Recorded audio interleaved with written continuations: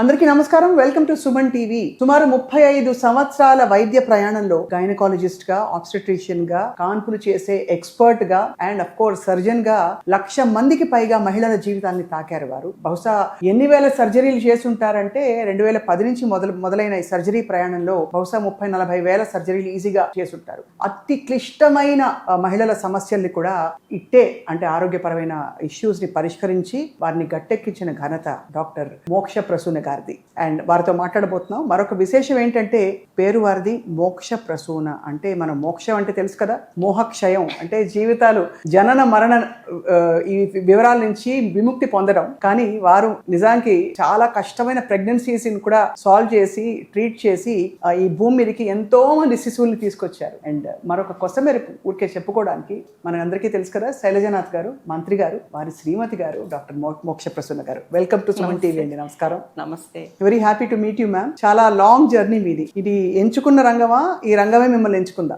లేదు లేదు, నాకు చాలా ఇష్టపడి నేను మెడిసిన్ చేశాను. మెడిసిన్లో గైనిక్ ఇంకా ఇష్టపడి గైనిక్ చేశాను. కానీ నా ప్రయాణంలో మధ్యలో కొంచెం చేంజ్గా నేను మళ్ళీ ఎంఎస్ చేయాల్సి వచ్చింది.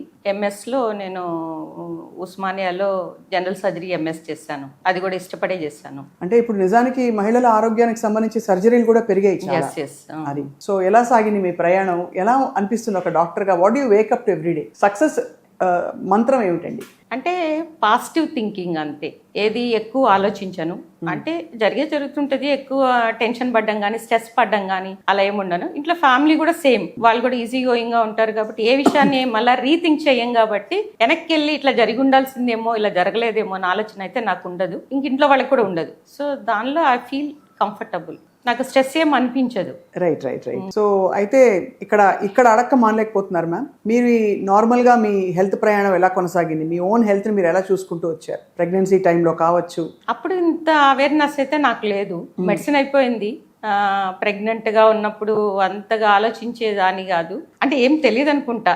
జస్ట్ స్పాంటేనియస్గా గడిచిపోయింది. కాకపోతే కొంచెం ఎక్కువ హైపరెమిసిస్ ఉండేది, కంటిన్యూస్ వామిటింగ్స్ ఉండేటివి. దాదాపు 7th month దాకా నేనేం తినలేదు. ఆల్మోస్ట్ హెచ్బి అంతా 8.4 grams అయిపోయింది. తర్వాత నార్మల్ డెలివరీ కాలేదు. నెక్స్ట్ అయిపోయిన తర్వాత డెలివరీ, తర్వాత రొటీన్ బాబు చూసుకోవడము అది ఉండేది. కానీ ఇప్పుడు మీరు చాలా కొండంత ధైర్యం ఇస్తున్నారు అందరికి. చాలా మందికి వామిటింగ్స్ అవుతాయి కదండి ప్రెగ్నెన్సీలో. ఇదివరకు అయితే ఒక చాలా అన్సైంటిఫిక్ విషయం, ఆడపిల్ల అయితే వామిటింగ్స్ ఎక్కువ అవుతాయి అనేవారు. మీరు ఎప్పుడైనా చూసారా అలాంటి పరిస్థితులు? అంటే కోఇన్సిడెంటల్ గా అట్లానే నాకు అంత ఐడియా లేదు. అంటే కొంతమందికి కొంచెం మోర్ సెన్సిటివ్ పీపుల్, కొంచెం సెడెంటరీగా ఉండేవాళ్ళు, కొంచెం యాంగ్జైటీ ఫీల్ అయ్యేవాళ్ళు, లేకపోతే సమ్ కేరింగ్ సరిగా లేని వాళ్ళకి కొంత ఉంటుందేమో అని అనుకుంటాను. అందుకే మేము అడ్వైస్ చేస్తాం. ఎక్కువ ఉందనుకోండి దానికి మెడిసిన్స్ పెడతాం, దానికి తగ్గలేదనుకోండి ప్లేస్ చేంజ్ కూడా చెప్తాం, ఫుడ్ చేంజ్ చెప్తాం, ప్లేస్ చేంజ్ చెప్తాం. అట్లాగా ఒక పేషెంట్ దాదాపు she lost 12 kgs of weight.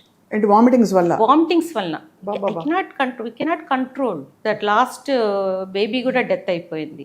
అంటే అట్లా ఎక్స్ట్రీమ్ కేసెస్ అవన్నీ. కొన్ని extreme cases, most of them that is normal. 3 months దాకా అలా 3 months 4 months లోపల సబ్సైడ్ అయిపోతుంది. అదేంటంటే ప్లాజెంటల్ హార్మోన్స్ ప్రొడక్షన్ ఉంటుంది, ఎక్కువ ఉండడం వల్ల అలా ఉంటుంది. Change of place, change of food, కొంత వాళ్ళకి నచ్చింది తినమని చెప్పడం, ఇట్లా చెప్తే కొంచెం రికవర్ అయిపోతారు. మెడిసిన్స్ కూడా ఉన్నాయి.